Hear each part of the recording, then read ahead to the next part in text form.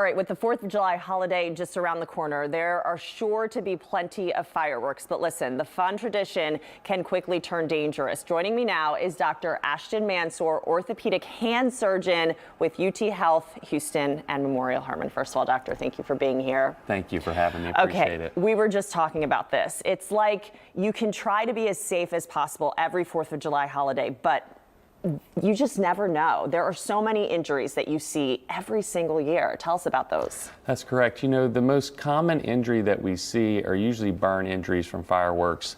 And the most common problem that occurs is the misuse of the firework.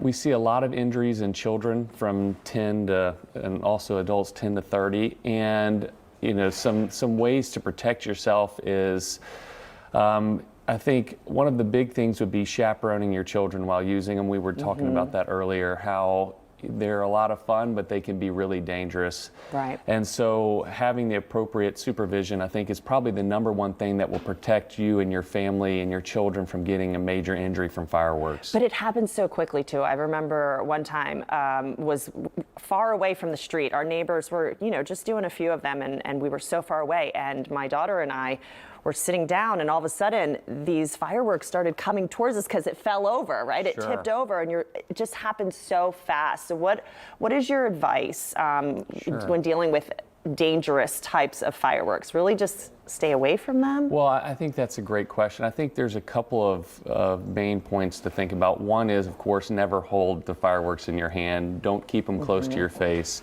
If you're going to be using shell and mortar, make sure that it's on a very firm platform, and then make sure everybody is at a safe distance. And that's always hard to determine what that is, especially if you're trying to enjoy it and watch the fireworks. But those are some really key points that I think that can help protect you and your family and your friends so that you can still have a wonderful time with fireworks, but not get injured. And you were talking about burns earlier, but what are some other, you know, other fireworks injuries that you also see? So along with those burns, a lot of times people will get major soft tissue injuries. They'll get fractures. They'll get nerve and tendon injuries. And so those are the other common injuries that we see with them. You know, about 40% of the injuries are in the hand and fingers, which is not surprising, as it's the most things closest to the firework.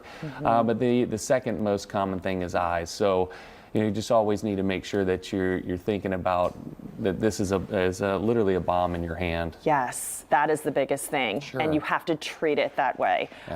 Some great advice, Dr. Ashton Mansour. Thank you for joining us, and hopefully this reminder will keep reminding folks, be careful. You just have to be careful. For sure.